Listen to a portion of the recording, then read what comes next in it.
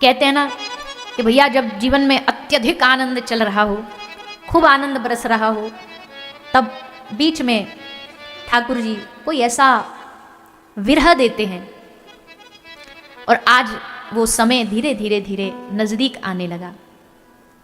कैसे? बोले भैया भगवान ने अब मन बनाया, विचार किया, सोचा कि हमने ब्रज में तो इतना आनंद बरसाया, किंतु मथुरा में हमारे माता पिता वसुदेव देवकी, इन्होंने कभी सुख देखा ही नहीं। इन्होंने कभी विवाह होते ही उस क्रूर कंस के द्वारा इनको दुख तकलीफें दी गई, कारागार में डाल दिया, जन्म लेते ही बच्चे को छीन लेता। एक माता के 6 बच्चे आंखों के सामने मार दिए जाएं।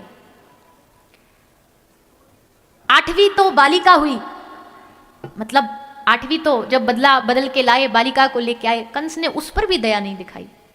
बालिका को लेके भी हाथ से छीन के पृथ्वी पर फेंक रहा था, पर वो तो योग माया थी, अदृश्य हो गई। पर माता देवकी और श्री वसुदेव जी ने जीवन में बड़े कष्ट देखे, आज भी बरसों से कारागार में ही पड़े हैं। ठाकुर जी को लगा अब हमको अपने माता पिता वसुदेव देवकी के पास जाना चाहिए, उनको उस कारागार से मुक्त कराना चाहिए। इसलिए श्री ठाकुर जी मन बनाते हैं और प्रभु का मन बना और उधर कंस का मन बना। भगवान की इच्छा से ही कंस के मन में ये विचार आया। क्या विचार आया? कंस सोचता भैया इतने दैत्य भेज दिए हमने, पूतना भेजी, अघासुर बकासुर धेनुकासुर सबरे मार दिए उसने। कौन है वो? क्या बल है उसमें? उस बालक में ऐसी ताकत कौन सी है जो किसी से मरने में ही नहीं आता? अब की बार कुछ नया करते हैं। अब की बार दैत्यों को ब्रज में नहीं भेजते, उसको यहां बुलाते हैं, क्योंकि हम तो ब्रज जा नहीं पाएंगे, पर वो यहां आए तो हम देख तो पाए कि क्या शक्ति है उसमें, ऐसी कौन सी ताकत है उसमें। तब महाराज कंस ने श्री अक्रूर जी के द्वारा ब्रज में भगवान को ले जाने के लिए अक्रूर को भेजा। श्री अक्रूर जी महाराज ब्रज आए हैं। अक्रूर जी पधारे, श्री यशोदा नंद बाबा से आग्रह किया। नंद बाबा यशोदा मैया ने अक्रूर जी को खूब बढ़िया भोजन प्रसाद बना के पवाया। बाबा ने पूछा प्रभु क्या सेवा करें हम आपकी, बताइए। अक्रूर जी कहते हैं सेवा नहीं, हम एक निवेदन लेके आए महाराज कंस की ओर से। बोले कहिए। बोले हम चाहते हैं तुम अपने बालक कृष्ण और बलराम दोनों को हमारे संग भेजो। एक मल्ल युद्ध हो रहा है, बड़े बड़े दुनिया भर के मल्ल आ रहे हैं, पहलवान। महाराज कंस चाहते हैं तुम्हारे बेटे कृष्ण बड़े पराक्रमी हैं, बलराम बड़ा पराक्रमी है, उनको उस युद्ध में बुलाया गया है। नंद बाबा यशोदा मैया अक्रूर जी को कहते अरे अक्रूर जी, अरे पहलवानों के बीच में, मल्लों के बीच में हमारे लाला को का काम? हमारो लाला पराक्रमी है, हम जाने गिरिराज उठा लियो याने पूतना मार दई याने, पर ये मतलब थोड़ी है याको कि याकू जाकर के पहलवानन के बीच में खड़ो कर दो। अभी उम्र ही कहा या की। मैया कहती अभी तो जब तक सुबह सुबह मेरे ढोरे आके रोतो रोतो मोते दूध नहीं मांगे तब तक तो याके दिन ना होए। ये कहा मल्ल युद्ध करेगो, कहा ये उत्सव में जाएगो। और अक्रूर तू जाने नहीं है, या ब्रज में या ब्रज की सुबह सूरज को देखने ते ना होए, या ब्रज की सुबह कन्हैया को चेहरा देख के होए। ब्रज के छोटे छोटे से सखा ना ग्वाल वाल ऐसे करते जगते आंख बंद कर लेते, गली सबरी पतुई आंख बंद करे भागे भागे भागे दौड़े दौड़े नंद भवन आके मैया को आवाज आती मैया कन्हैया को ने बाहर भेजियो। ठाकुर जी बाहर आते और ठाकुर जी जब बाहर आते तब उनको देख के आंख खोलते, तब कहते हाँ अब हमारी सुबह हैगी, अब हमने लाला को देख लियो, अब हमारो सूरज उगयो है। या सूरज के उगने ते हमारो सूरज ना हो गया, हम तो कन्हैया को लाला को देखें तब लगे अब सूरज उगो। सबरी गोपी, कई गोपी तो ऐसी बावरी रात को 12 बजे उठ के भग देती, सास पकड़ के रोकती कहाँ बावरी जा रही है, लेकिन कन्हैया के दर्शन करने को। बावरी समय देख, अभी सुबह अजान दे लाला सो रहे होगो, रात के 12-1 बज रहे तू भगी जा रही है। कोई भानी नहीं गोपियों को, हर पल ऐसे लगता ठाकुर जी को देखो, पलक गिरती भी उनको युग के समान लगती, इतना प्रेम। आज भैया अक्रूर आए हैं उस कन्हैया को ले जाने के लिए। गोपिन को पता लगी एक नया आदमी आया है, पूछा क्या नाम है तेरा? अक्रूर। कौन है तू? मैं कृष्ण का काका लगता हूं। गोपियों ने मानो टेढ़ी नजर से अक्रूर से पूछा, काका लगता है? ये नया नया काका कहां से पैदा हो गया? पहले तो तुझे कभी ब्रज में देखा नहीं, क्यों आया है? कृष्ण को ले जाने। गोपी ने कहा, कृष्ण को ले जाने? तेरा नाम अक्रूर किसने रखा? मतलब तेरा नाम अक्रूर नहीं, तेरा नाम तो क्रूर होना चाहिए था। इतनी क्रूरता भरा दिल लेके तू आया और हमारे सामने खड़ा होके कह रहा कृष्ण को ले जाने आया हूं। तेरे शरीर में दिल नहीं है क्या? हृदय नहीं है क्या? तू जानता नहीं है क्या हमारा प्रेम कृष्ण के लिए? अरे तसल्ली रखने के लिए कुछ और ही बोल देता, पर तू क्रूर है। इस ब्रज में बड़े बड़े राक्षस आए, अघासुर आया, धेनुकासुर आया, पर उन्होंने हमारे कन्हैया को हमसे छीना नहीं। लेकिन तू अक्रूर यहां कृष्ण को हमसे ले जाने के लिए आया है। अक्रूर के पास किसी के प्रश्न का उत्तर नहीं था। अक्रूर ने देखा कि इनको समझाना, इनको बोलना, क्या बोलें, क्या समझाएं इनको। हाँ, रात्रि के समय अक्रूर ने नंद बाबा और यशोदा को कहा, आप इतने परेशान क्यों हो रहे हो? इतने दिन आपके पास कृष्ण रहे, कन्हैया रहे, अब इनका अपने जन्म दाता जो हैं वसुदेव देव की, उनके प्रति भी तो दायित्व है, तुम्हारा थोड़ी, ये तो उनका बेटा है। महाराज, जैसे कोई वज्रपात हो गया हो नंद और यशोदा के ऊपर। रात्रि का समय था। श्री कृष्ण के पास यशोदा मैया गई, जाकर के माखन पवाया। ठाकुर जी कहते, मैया आधी रात को तू माखन पवा रही है मुझे? मैं जब कहूँ मैया माखन दे दे तो कहती ना, आज को तेने बहुत खा लियो, कल खाइयो, आज तू खुद ही खिला रही है। यशोदा मैया कहती, इसलिए खिला रही हूँ, पता नहीं फिर कल ये मौका मिले ना मिले, फिर जीवन में मौका मिले ना मिले, इसलिए खिला रही हूँ। पर मैया ऐसी बात काय को कर रही है तू? अरे परसों की तो बात है, कल जाऊंगा मेला में, मेला देख के, उत्सव देख के परसों लौट आऊंगा। पर यशोदा मैया का हृदय बार बार इस बात को कह रहा है कि यशोदा, ये आखिरी बार है, अपने लाला को जितना पवा सकती है, लाड़ लड़ा सकती है लड़ा ले, उसके बाद ये मौका, ये अवसर मिले न मिले। सुबह हुई भैया, और सारा ब्रज मानो प्राणहीन हो गया। किसी ने हमारे प्राण चुरा लिए, किसी ने हमारी सांस रोक दी।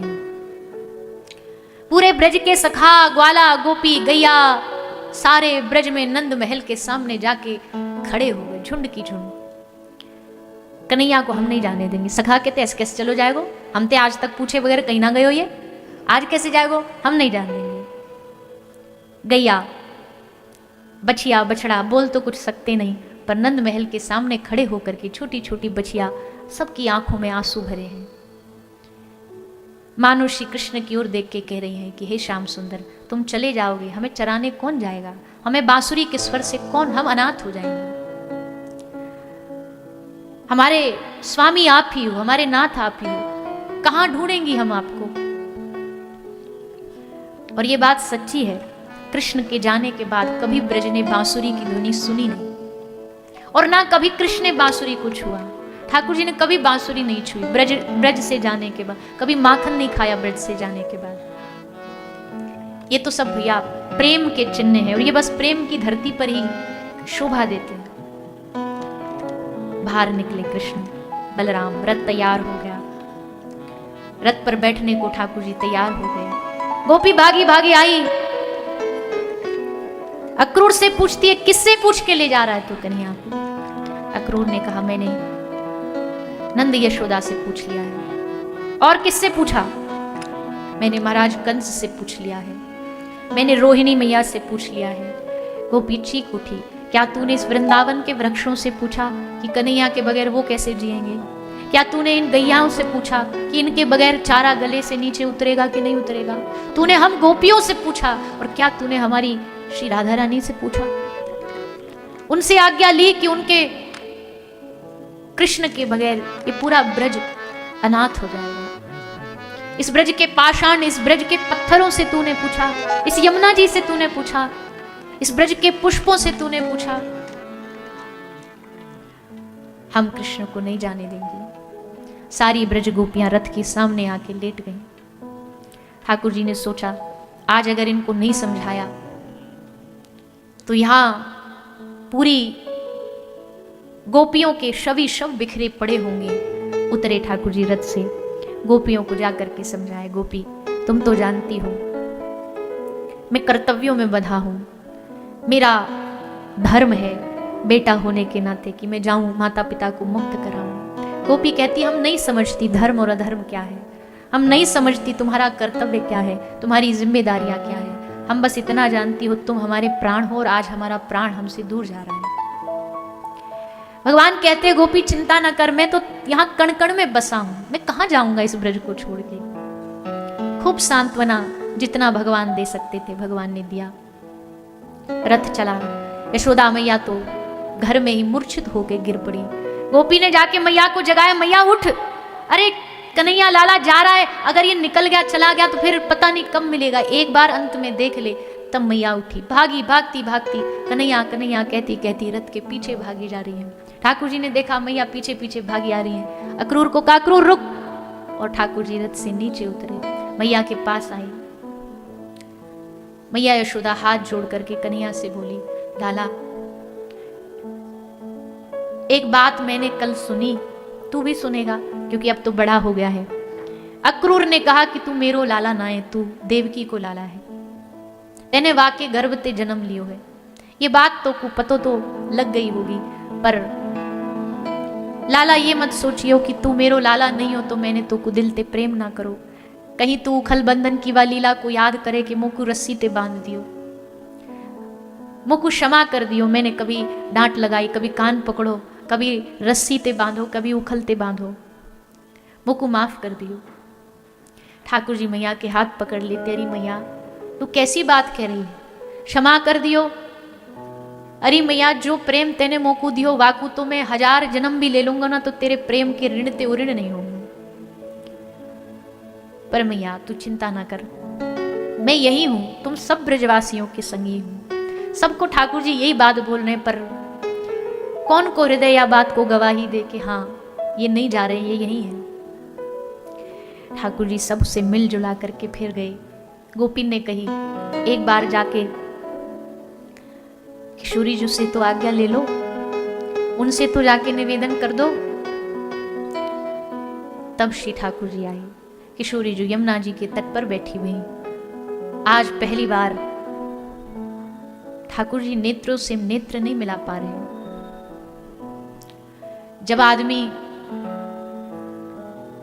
किसी का लिया हुआ धन, किसी का लिया हुआ ऋण उतार नहीं पाए तो क्या करता है, अपने सर से पाग उतार के उसके चरणों में रख देता है कि भैया मैं हार गया। आज श्री श्याम सुंदर अपना मुकुट उतार के श्री किशोरी जी के चरणों में रख देते, आंख में अश्रु है। श्री जी ने पूछा कि श्याम सुंदर आप और उदास, आपके चेहरे पर उदासी, आपकी आंखों में अश्रु शोभा नहीं देती, क्यों ये दशा बना रखी है? और आज कौन से शब्द बोलूं जिससे मैं इनको धैर्य दिला सकूं? श्री ठाकुर जी ने हाथ जोड़ के कहा, हे श्री राधे, आज यहां कृष्ण नहीं बैठा, आज यहां एक अपराधी बैठा है। मैं तुम्हारा अपराधी हूं क्योंकि मैंने कभी तुमसे दूर अलग जाने का विचार ख्याल कभी मन में स्मृति में नहीं आया। पर हे श्री जी आप तो जानती हो, हम जब अपने धाम से आए थे तभी हम ये बात कह करके आए थे कि इस लीला में संयोग तो थोड़ा सा होगा पर वियोग बहुत लंबा होगा। इस ब्रज भूमि ने ये जो विरह की भक्ति है, जो व्याकुलता की भक्ति है, जो अश्रुओं की भक्ति है, इस ब्रज भूमि ने तभी सीखी जब 100 साल के विरह ने इस पूरे ब्रज को अपने आंचल में ढक लिया था। क्योंकि श्री कृष्ण के जाने के बाद गोपी जिधर देखती, जित देखूं तित श्याम ही दिखे। किसी भी पत्ते में गोपी देखती तो वहां कृष्ण ही नजर आते। यमुना के जल में श्याम सुंदर क्रीड़ाएं करते नजर आते। जितना इस ब्रज की धरती ने विरह झेला है दुनिया में किसी ने नहीं झेला। अपनी बांसुरी धरोवर रख के श्री जी के चरणों में चल दिए। श्याम सुंदर। सब ब्रज गोपियों ब्रजवासियों से विदा लेके मथुरा पहुंचे, कंस का उद्धार किया। ग्वाल बाल नंद बाबा मैया ने पीछे भेज दिए, जाओ लाला पहली बार अकेलो गए हो। सब गए, युद्ध हो गया, कंस मर गया। नंद बाबा ने कहा कन्हैया जिस काम के लिए आया था वो हो गया, चल लाला अब वापस चलते हैं। श्री ठाकुर जी मौन रहे, एक शब्द नहीं बोले। उनके मौन से ही बाबा को उत्तर मिल गया और खाली हाथ नंद बाबा ब्रज के सखा सब लौट करके आए। 3 दिन बाद रथ आया, जैसे ब्रज में प्रवेश किया ब्रज में आनंद हो गया। सब खुशी से भागे भागे नंद महल पहुंच गए। अरे कन्हैया आगो, लाला आगो, रथ आगो, कन्हैया वापस लौट आयो। उतरे नंद बाबा रथ से, भीतर गए, मैया ठाड़ी वहीं पे माखन लेके कि लाला को माखन खवाऊंगी। उतरे नंद बाबा, इधर उधर देखी मैया ने, लाला कहाँ है? बाबा चुप रहे। मैया बोली बड़ो उद्यमी है, छुप गए होगो कहीं, दुबक गए होगो, अम्मेवा को ढूंढ के लाऊंगी। यशोदा सबरे घर में ढूंढने के लिए भागती जा रही है, भागती जा रही है। नंद बाबा ने मैया को पकड़ के बिठायो और कही यशोदा कन्हैया ना वापस आयो। वो वहां मथुरा में अभी बहुत काम बाकी है, बहुत दैत्यनु को मारनो है, बहुत राजपाट सब फैलो पड़ो है, वा को संभालनो है, या कारण कन्हैया वापस नहीं आया। सबरे ब्रज ने जैसे सुनी कि कन्हैया न लौटे, ऐसे लगी जैसे काई ने शरीर से प्राण अलग कर दिए हों। अब बस देह बाकी है, शरीर बाकी है। समय बीतता गया, बीतता गया। ये हालत केवल ब्रज के लोगों की नहीं है भैया, बड़ा मुश्किल है किसी प्रतिष्ठित व्यक्ति का अपने दुख को छुपाना, अपनी पीड़ा को छुपाना। कहे तो किससे कहे? इस मथुरा में मेरी पीड़ा को समझने वाला कोई नहीं है। कृष्ण जानते इस मथुरा में सब पढ़े लिखे हैं, ज्ञानी हैं। अगर मैं कह भी दूंगा कि मुझे ब्रज की याद आती है तो हंसेंगे, क्योंकि इनको पता ही नहीं है कि ब्रज के लोगों ने मुझे कैसा प्रेम दिया। एक दिन धैर्य का बांध टूटा और श्री कृष्ण रोते रोते रोते अपनी महल की छत पर जाके बैठ गए। देवकी मैया ने उद्धव को कहा, उद्धव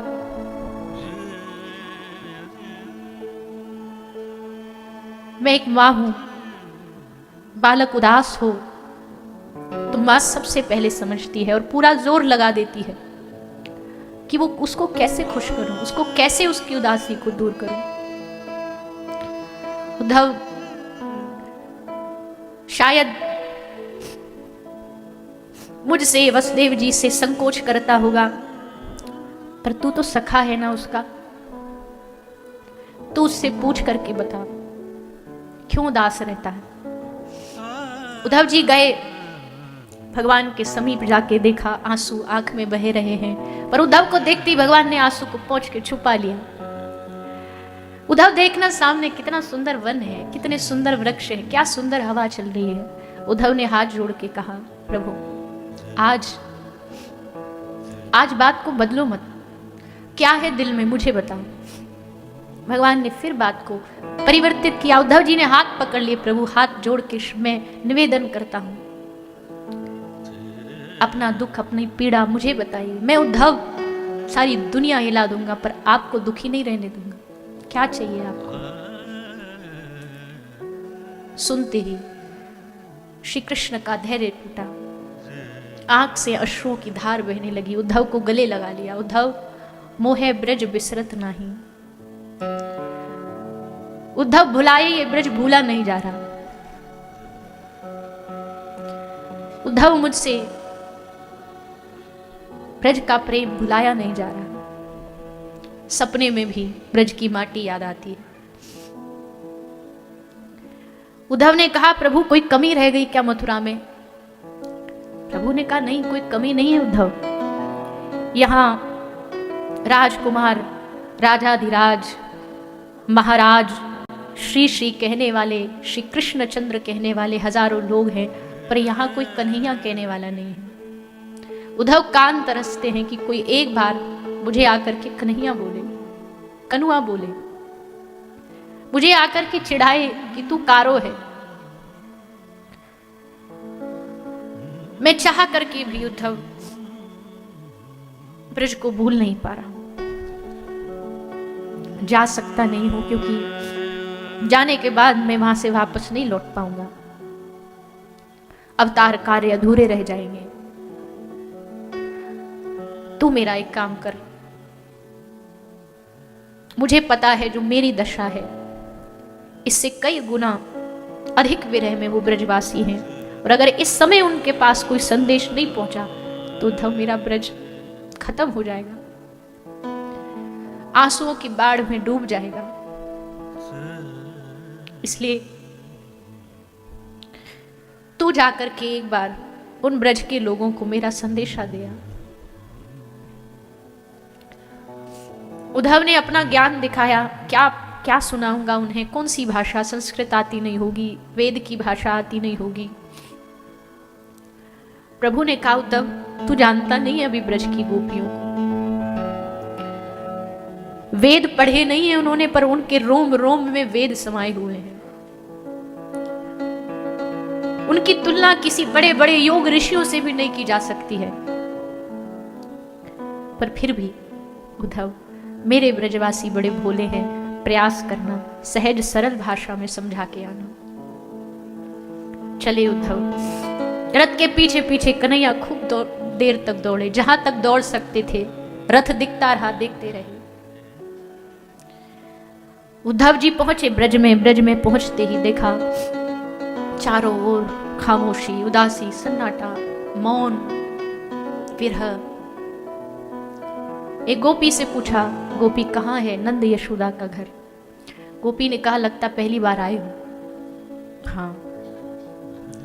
बोले सामने से वो जो पानी का प्रवाह बहता आ रहा है, उसका जहां उद्गम है, जहां से वो शुरू हुआ है, वो नंद यशोदा का घर है। उद्धव ने पूछा ये कैसा तरीका है पता बताने का? गोपी कहती है उद्धव ये पानी कोई नल का नहीं है, ये पानी कोई वस्त्र धो के फैलाया हुआ पानी नहीं है, ये हमारी यशोदा मैया के, नंद बाबा की आंखों के अश्रु है। इन ब्रजवासियों की आंखों के अश्रु हैं जो कभी सूखते ही नहीं। उद्धव आए, देखा यशोदा मैया एक पलना में तकिया पड़ी है और उसको लोरी गा के सुला रही है। लाला सो जा, कन्हैया सो जा, तू रात भर ना सोयो लाला, बीमार है जाएगो। कभी वाकू गले से लगाती है, कभी झूला झुलाती है। तभी उद्धव आए, मैया प्रणाम। एकदम मैया को होश आया। कौन है तुम? मैं तुम्हारे लाला को मित्र हूं, सखा हूं। मेरो लाला कहाँ है? वो तो छोटो सो पलना में सो रहे हो। ना मैया, तुम्हारा लाला तो मथुरा में है। जैसे मैया ने सुनी मथुरा में लाला, बैठ गई जमीन पर। देह का भार सहन नहीं हुआ। नंद यशोदा बूढ़े नहीं है, पर कृष्ण के विरह ने बूढ़ा कर दिया है।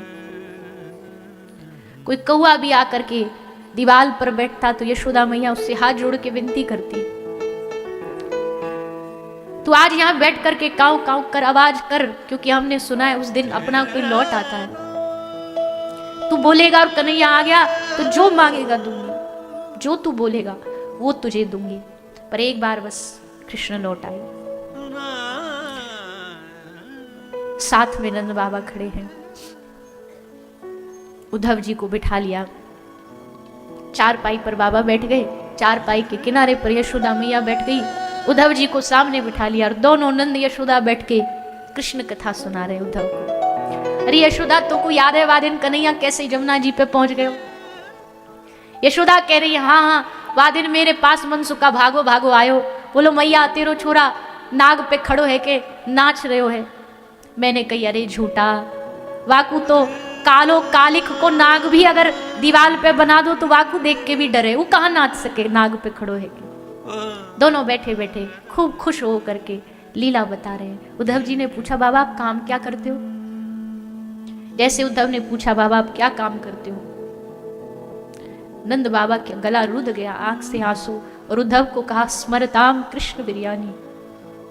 हे उद्धव, हम कृष्ण को याद करते हैं, यही हमारा काम है। और मैं ही नहीं, पूरी ब्रजभूमि यही काम करती है, बस कृष्ण को याद। रात को सपने में कृष्ण दिखता है, दिन में यमुना के तट पर कृष्ण दिखता है, तो कभी गैया चराता हुआ दिखता है। हम ब्रजवासियों का बस यही काम है। उद्धव ने कहा बाबा, मुझे वो स्थान दिखाओगे जहां लीला हुई, कृष्ण ने जो लीला करी। उद्धव को लेकर के बाबा पूरा ब्रज दर्शन करा के लाए, और अब मुझे मिलना है ब्रज की गोपियों से। और तब उद्धव ब्रज की गोपियों से मिलने आए। पूरा समूह बना के गोपी श्री किशोरी जी के सानिध्य में बैठी हैं। वो तो कृपा है जो इन ब्रज के लोगों के पास, ब्रज गोपियों के पास श्री जी है इनको संभालने के लिए। या ये कह लो कि ब्रज के लोगों ने, गोपियों ने श्री जी को संभाला, या कभी श्री जी ने गोपियों को संभाला। उद्धव पहुंचे, देखा गोपियों का समूह बैठा है। जैसे उद्धव आए, पता चला ये कृष्ण का मित्र है, गोपियां टूट पड़ी उद्धव को छूने के लिए। तो कृष्ण को छू के आया होगा ना, तुझे छू लेंगी तो लगेगा हमने कृष्ण को छू लिया। उद्धव ने कहा गोपी एक पत्र भेजा है कृष्ण ने। उद्धव जी ने पत्र निकाला, गोपियों को दिया, और सारी गोपी झपट पड़ी, पत्र के टुकड़े टुकड़े कर दिए, सब ऐसे गले से लगा रही है। उद्धव ने कहा बावरियों पढ़ तो लेती, क्या भेजा है प्रियतम ने पाती में लेके, पढ़ तो लेती। गोपी ने हंस के कहा उद्धव, हमें पत्र पढ़ने की जरूरत नहीं है, क्योंकि हमने कृष्ण को पढ़ लिया है, अब हमें पत्र पढ़ने की जरूरत नहीं है। कोई संदेशा गोपियों का एक ही,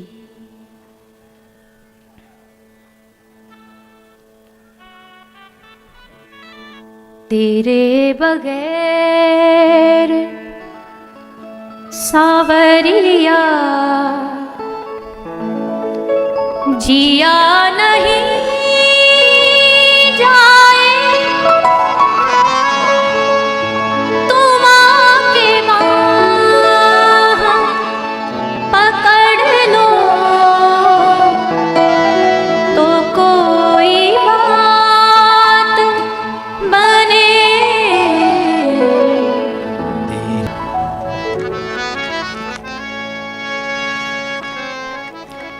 जहाँ श्री राधा जी संग में रमण करो प्यारे, वो यमुना जी का किनारा, वो कुंज है प्यारे, वहीं पे हमको बसा लो तो कोई बात बने। ऐसी ब्रज की धरती पर आकर के उद्धव जी धन्य हो गए। इस ब्रज के भाव को देख करके उद्धव डूब गए इस ब्रज रस में, और बार बार श्री किशोरी जी के चरणों में निवेदन करते हैं, स्वामी जी इस ब्रज से अब हमको वापस नहीं लौटाओ, अब हम यहीं रहेंगे, अब इसी ब्रज में रहेंगे, आप कृपा कर दो। श्री किशोरी जी ने समझाया उद्धव, उधर श्याम सुंदर प्रतीक्षा कर रहे होंगे, जैसे हमको इंतजार प्रतीक्षा थी, कोई संदेश आए उनको भी होगी, इसलिए एक बार जाओ वहां भगवान को संदेशा देके, और फिर हम तुमको ब्रज में वास देंगे। और तब उद्धव जी को ब्रजवास मिला। आज भी गिरिराज जी के तलहटी में कुसुम सरोवर पर श्री उद्धव जी लता पता बन करके ब्रज में ही रहते हैं, लौटे नहीं कभी, ब्रज में ही रहे। ऐसा अद्भुत उद्धव और गोपियों का मिलन हुआ। उद्धव जी को प्रेम का रंग चढ़ा, और उद्धव जी के हृदय में प्रेम प्रादुर्भाव हुआ श्री किशोरी जी की राधा रानी की कृपा से।